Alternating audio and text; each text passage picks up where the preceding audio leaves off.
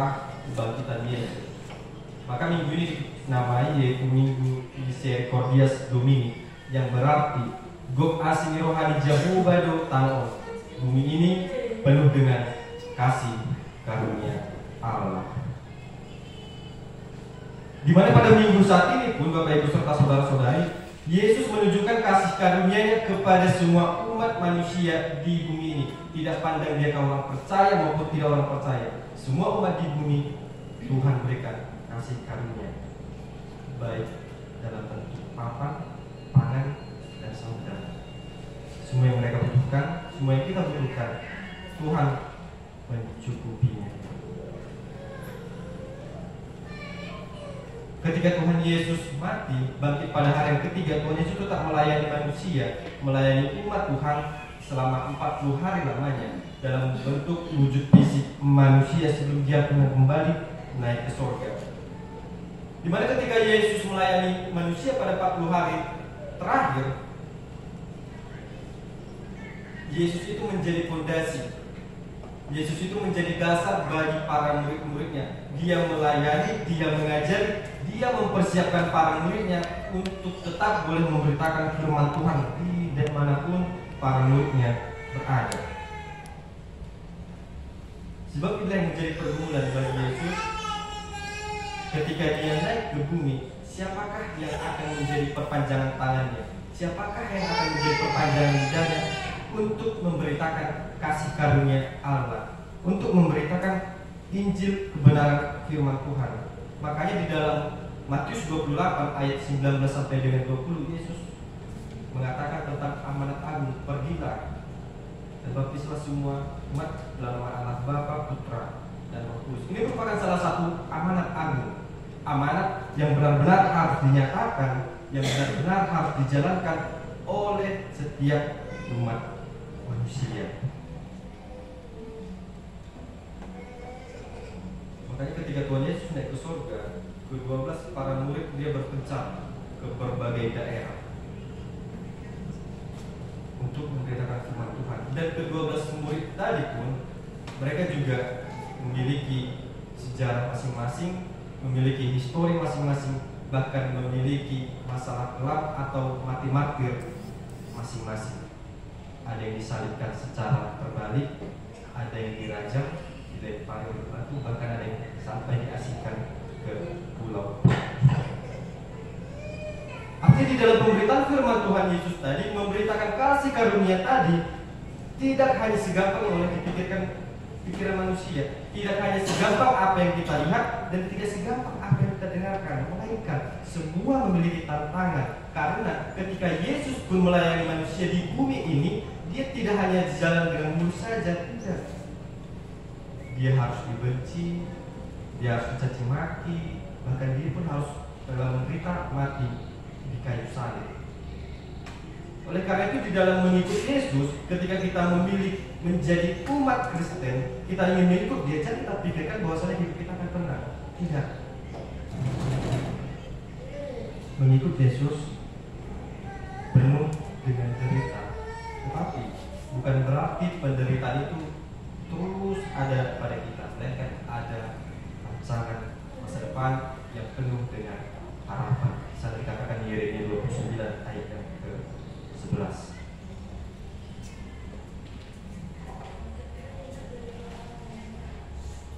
Bapak Ibu, kita telah melihat bagaimana perjalanan Yesus menuju kayu salib yang penuh dengan penderitaan, dan bagaimana kebangkitan Yesus yang menunjukkan kemenangannya. Terlebih dalam nas firman Tuhan pada minggu ini, Yesus menunjukkan dirinya kepada murid-muridnya di tepi danau Tiberias. Ketika Tuhan Yesus bangkit, dia menjumpai satu persatu muridnya. Bahkan ketika dia menjumpai muridnya sekalipun ke-12 para murid tadi telah bersama dengan Yesus selama 3,5 tahun, mereka berpikir ketika Tuhan Yesus bangkit, mereka tetap menyangka bahwasannya itu bukanlah Yesus. Bagaimana mungkin manusia dapat bangkit dari kematiannya? Itu pikiran secara duniawi mereka. Tetapi Tuhan Yesus menguatkan mereka.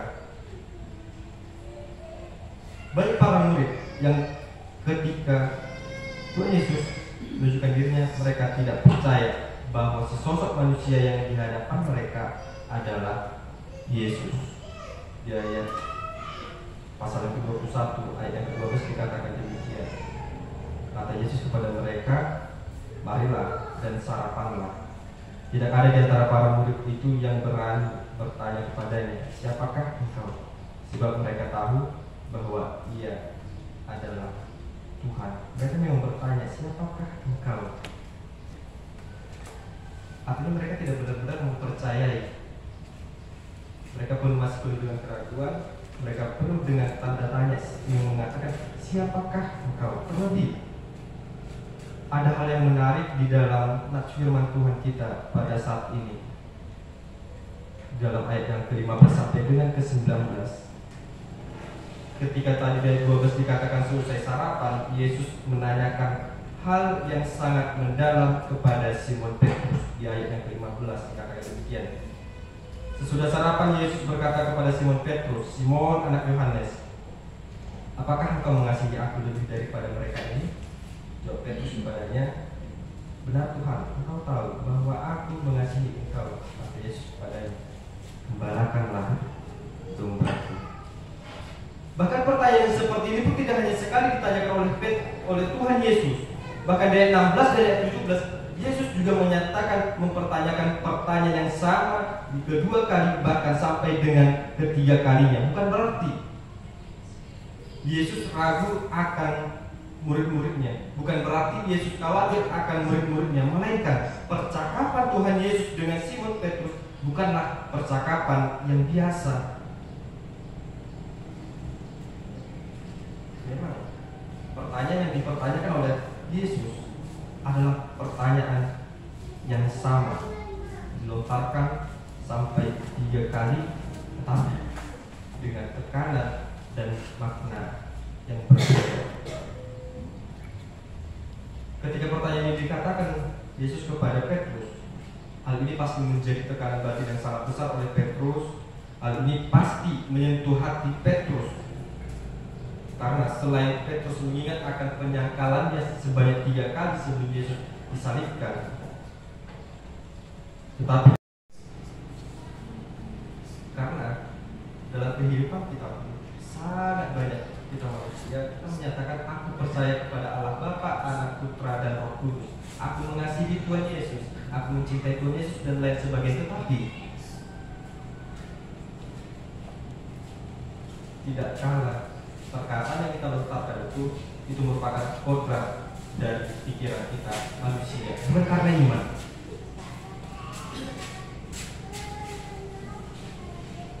Bapak Ibu serta saudara-saudari yang terkasih, selain bertanya, Tuhan juga merespon sebanyak 3 kali dalam bentuk penugasan. Ketika Yesus mengatakan ke Petrus setelah dia bertanya, Yesus mengatakan, gembalakanlah domba-domba. Ketika Petrus sadar akan penyangkalannya, ketika Petrus sadar akan pengkhianatannya, dia keluar dari bait Allah. Dia menangis dan dia sedih. Bahkan Petrus sekalipun yang dia katakan adalah batu karang, dia terkubur dalam rasa bersalahnya, merasa tidak layak bahkan tidak berguna di hadapan Petrus. Tetapi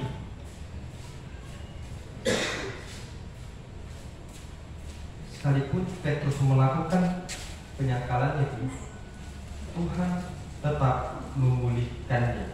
Tuhan tetap mengampuni Petrus.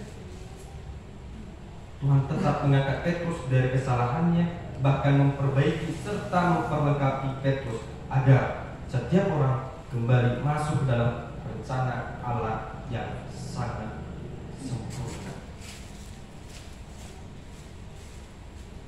Berbicara tentang kasih, berbicara tentang menyangkal diri, berbicara tentang memikul salib, ada satu ilustrasi yang mungkin pernah kita dengarkan. Katakan demikian, di suatu daerah ada 3 penebang kayu, di mana penebang kayu ini merupakan salah ketiga orang yang sangat-sangat memang ahli dalam melakukan pekerjaan. Suatu saat mereka disuruh oleh suatu tuan untuk menebang kayu di dalam hutan sepanjang 3 meter, minimal 3 meter. Karena mereka telah melakukan pemotongan kayu bertahun-tahun lamanya, ahli dalam hal tersebut, mereka pergi ke hutan, mereka mencari kayu yang besar, bahkan memotong kayu tersebut sepanjang 3 meter sesuai dengan yang tuannya katakan tadi. Tapi ketika suatu saat, karena jarak dari hutan dan tempat daripada tuannya ini sangat jauh, mereka harus memikul kayu tersebut. Mereka harus mengangkat kayu tersebut, satu kayu sepanjang 3 meter, satu orang. Di tengah perjalanan, salah satu orang mengatakan kepada orang yang lain, bagaimana mungkin kita dapat mengangkat satu kayu sepanjang 3 meter ini untuk sampai ke tujuan kita? Terlebih kayu ini sangat berat, belum lagi alat yang kita pakai. Marilah kita memotongnya sedikit, katanya. Lalu orang kedua mengingatkan, betul yang Anda katakan, mari kita memotongnya supaya lebih ringan. Kita memotongnya sedikit, sebab Tuhan kita pun tidak mengetahui panjang kayu ini. Tetapi orang yang satu yang lainnya, dia tidak menggubris kedua orang tadi, dia tidak mengiyakan, dia tetap setia di dalam memikul kayu tadi, memikul tugasnya tadi. Alhasil kedua orang yang memotong kayu tadi, mereka sampai pada tujuan. Tetapi orang yang terakhir, dia masih tetap di dalam perjalanan. Ketika dia ingin sampai ke tempat tujuannya, ternyata rumah tuannya itu ada suatu jurang pembatas yang panjangnya itu 3 meter. Makanya tuannya tadi mengatakan harus sepanjang 3 meter supaya itu dapat dijadikan sebagai jembatan untuk menyeberanginya. Di seberang jurang tadi tuannya itu melihat, engkau yang kedua, orang yang pertama dan kedua, bagaimana mungkin engkau tidak memotong kayu 3 meter tadi? Itulah hasilmu. Engkau tidak dapat menyeberangi jurang ini dan engkau tidak akan mendapat upahmu. Lalu sang tuan mengusir mereka dan dia menunggu. Dia menunggu orang terakhir, sekalipun dia lama datangnya karena pikulan berat tadi. Sang tuan tetap setia. Ketika orang ketiga tadi sampai membawa kayu 3 meter, dia langsung meletakkan kayunya itu dan dia menyeberangi. Lalu sang tuan memeluk orang ketiga dan mengatakan selamat dan inilah upahmu. Lalu apa arti daripada ilustrasi tersebut, Bapak Ibu? Ketika kita telah menyatakan kita ingin mengikuti Yesus, Tuhan Yesus tidak mengatakan hanya cukup dengan namamu, hanya cukup dengan wajahmu, cukup dengan dirimu, engkau dapat mengikut aku. Tidak. Melainkan engkau harus menyangkal diri dan memikul salib. Sangat banyak pikulan salib yang harus kita pikul di dalam mengikut Yesus. Tak kala ketika datang pencobaan, ketika datang tantangan itu pada kita sering memikirkan Tuhan Yesus dalam kehidupan kita. Kita sering lupa akan salib kita. Ketika bencana terjadi, kita tak kalah menyalahkan Tuhan Yesus. Bahkan ketika pencobaan yang menggiurkan terjadi, yang berakibatkan akan meninggalkan Yesus, mungkin sekali banyak orang juga memilih hal tersebut demi daripada keimanan yang lain. Ini sangat sering kita jumpai, di mana umat-umat Kristen karena dia tergiur akan harta yang harus dinikahkan, ketika dia menikahkan umat orang lain, dia rela meninggalkan agamanya. Karena demi jabatan, demi ketenaran, sangat banyak orang Kristen meninggalkan agamanya. Mungkin sering kita jumpai. Tetapi yang ingin Tuhan katakan, ketika kita ingin mengikut Yesus, kita harus memikul salib. Apapun pikulan itu, bagaimanapun kuk yang harus kita tanggung, besar kecil, semua harus kita pikul demi tujuan yang akan kita dapat, yaitu keselamatan. Sebab kasih karunia Allah telah dicurahkan bagi kita sejak dahulu kala. Namun, apakah kita ingin menerima keselamatan tersebut? Apakah kita ingin menerima kasih karunia tersebut? Sebab kasih merupakan hal yang paling utama dalam keimanan Kristen. 1 Korintus 13 ayat 13 dikatakan ada 3 hal yang utama: iman, harap, dan kasih. Tetapi yang paling utama dari ketiga hal tersebut ialah kasih. Artinya kasih merupakan gambaran daripada orang Kristen. Ketika kita adalah orang pengikut Yesus, kita setiakan Yesus, maka kasih tersebut akan tergambarkan dalam diri kita. Kasih Yesus akan tercurahkan bagi kita ketika kita telah terberkati, kita merasa terberkati. Mari kita tetap menjadi berkat dimanapun kita berada, dan mari kita tetap setia dalam hidup Yesus sampai akhir, karena ada upah yang sangat nikmat nantinya yang boleh kita terima, yaitu surga di sebelah kanan Allah Bapa yang Maha Kuasa. Amin. Mari kita